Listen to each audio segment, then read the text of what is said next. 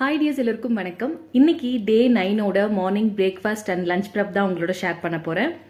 Meal plan படி இன்னைக்கு வெஜிடபிள்ஸில் வெண்டைக்காய், ப்ராக்லி, பீட்ரூட் வச்சு தான் ஃபுல் மீலுமே பிளான் பண்ணியிருக்கேன்.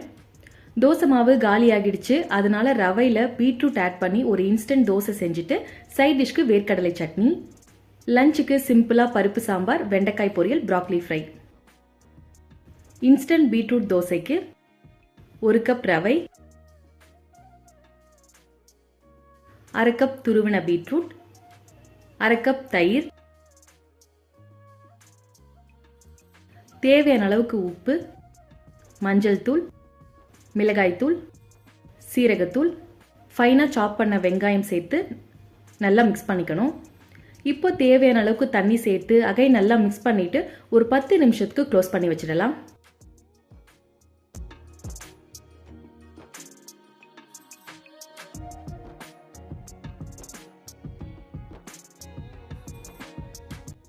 ஆஃப்டர் 10 மினிட்ஸ் கழிச்சு மாவு கெட்டியாக இருந்ததுன்னா தேவைப்பட்ட கொஞ்சமாக தண்ணி சேர்த்துக்கலாம்.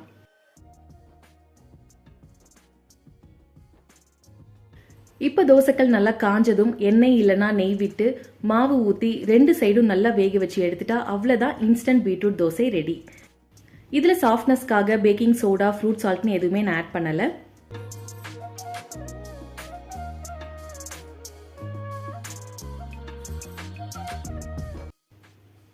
சட்னிக்கு கடாயில் 1/2 டீஸ்பூன் எண்ணெய் விட்டு நல்லா காஞ்சதும் 1 டேபிள் ஸ்பூன் உளுந்தம்பருப்பு, பச்சை மிளகாய், 1/2 டீஸ்பூன் சீரகம், பூண்டு, கொஞ்சமாக புளி, பெருங்காயம் சேர்த்து நல்லா உளுந்தம்பருப்பு ப்ரௌன் கலர் ஆகிற வரைக்கும் வறுத்துட்டு வேற பிளேட்டில் மாற்றி ஆற வச்சிடலாம்.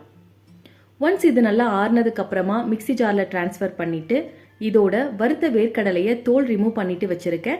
இப்போ இதையும் இதில் சேர்த்து இதோட தேவையான அளவுக்கு உப்பு ஆட் பண்ணி நல்லா கிரைண்ட் பண்ணி எடுத்துக்கிட்டேன். இந்த அளவுக்கு நல்லா கிரைண்ட் பண்ணதும் தேவையான அளவுக்கு தண்ணி சேர்த்து நல்லா ஸ்மூத்தாக வர வரைக்கும் கிரைண்ட் பண்ணி எடுத்துட்டா அவ்வளோதான் வேர்க்கடலை சட்னி ரெடி. மோஸ்ட்லி டைம் இல்லாதப்ப உளுந்தம்பருப்புலாம் ஆட் பண்ண மாட்டேன். டேரெக்டாக மிக்சி ஜாரில் வேர்க்கடலை, பூண்டு, புளி, காஞ்ச மிளகாய் இல்லைனா பச்சை மிளகாய் தண்ணி சேர்த்து அரைச்சிடுவேன். அதுவே டேஸ்ட் நல்லா தான் இருக்கும். பாப்பாக்கும் சேர்த்து செஞ்சதுனால பச்சை மிளகாய் 1 தான் ஆட் பண்ணியிருக்கேன். உங்கள் பேபிஸ் காரம் சாப்பிடுவாங்கன்னா 2 பச்சை மிளகாய் கூட ஆட் பண்ணிக்கலாம். இன்ஸ்டன்ட் பீட்ரூட் தோசையில் vitamin B9, vitamin C, fibre, அயன்லாம் இருக்குது. வேர்க்கடலை சட்னியில் நிறைய புரோட்டீன் இருக்கிறதுனால பர்ஃபெக்டான பேலன்ஸ்டு காம்போ இது.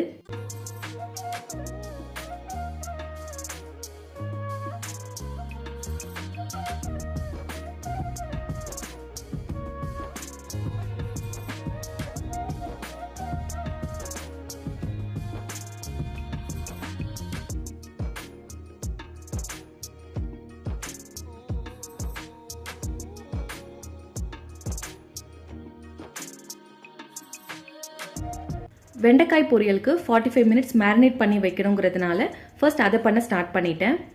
பவுலில் கட் பண்ண வெண்டைக்காய் சேர்த்து இதோட மஞ்சள் தூள், 1 டேபிள் ஸ்பூன் மிளகாய் தூள், தேவையான அளவுக்கு உப்பு,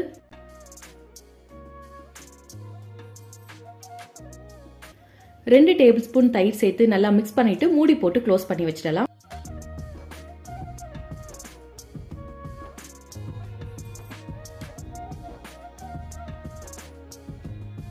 பருப்பு சாம்பாருக்கு 1/2 கப் துவரம் பருப்பு எடுத்திருக்கேன். இப்போ இதை நல்லா வாஷ் பண்ணிட்டு தண்ணி ஊற்றி ஒரு 10 to 15 மினிட்ஸ்க்கு ஊற வச்சிடலாம்.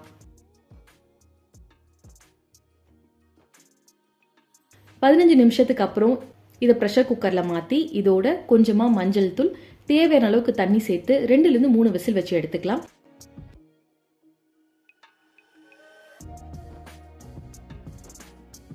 கடாயில் 1 டேபிள் ஸ்பூன் ஆயில் விட்டு கடுகு, சீரகம், ஃபைனாக சாப் பண்ண வெங்காயம், 1 பல்லு பூண்டு, கருவேப்பிலை சேர்த்து நல்லா வதக்கணும்.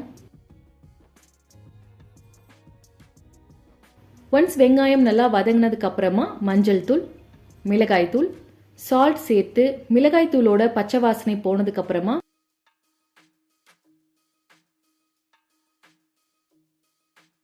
ஃபைனாக சாப் பண்ண தக்காளி ஆட் பண்ணி நல்லா மிக்ஸ் பண்ணிட்டு இதோட கொஞ்சமாக தண்ணி சேர்த்து தக்காளி நல்லா சாஃப்ட் ஆகிற வரைக்கும் குக் பண்ணிடலாம். தக்காளி நல்லா வெந்துடுச்சு. இப்போ இதில் வேக வச்ச பருப்போட தேவையான அளவுக்கு கொஞ்சமாக தண்ணியும் சேர்த்து நல்லா மிக்ஸ் பண்ணிவிட்டு ஒரு கொதி வந்ததும் கொத்தமல்லி சேர்த்து கலந்து விட்டுட்டா அவ்வளோதான். Simple and protein rich sambar ready.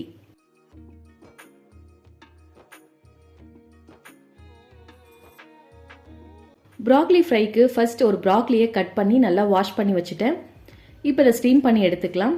Evening ஸ்நாக்குக்கு sweet corn தான் கொடுக்க போகிறேங்கிறதுனால ப்ராக்லியோட ஸ்வீட் கார்னும் வேக வச்சு எடுத்துக்க போகிறேன்.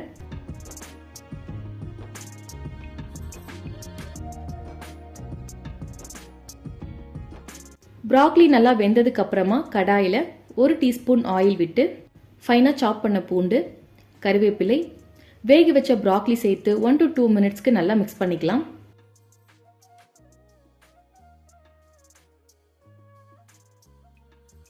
அதுக்கப்புறமா இதில் மஞ்சள் தூள், தேவையான அளவுக்கு சால்ட், பெப்பர் சேர்த்து அகைன் ஒரு 2 மினிட்ஸ்க்கு ஃப்ரை பண்ணி எடுத்துட்டா அவ்வளோதான் ப்ராக்லி பெப்பர் ஃப்ரை ரெடி.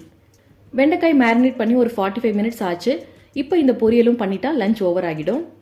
கடாயில் 1.5 டேபிள் ஸ்பூன் ஆயில் விட்டு நல்லா காஞ்சதும் கடுகு, உளுந்தம்பருப்பு சேர்த்துக்கலாம். உளுந்தம்பருப்பு ப்ரௌன் கலர் ஆனதும் கருவேப்பிலை, மேரினேட் பண்ண வெண்டைக்காய் சேர்த்து 7 to 8 மினிட்ஸ்க்கு நல்லா ரோஸ்ட் பண்ணி எடுத்துட்டா அவ்வளோதான் வெண்டைக்காய் பொரியலும் ரெடி.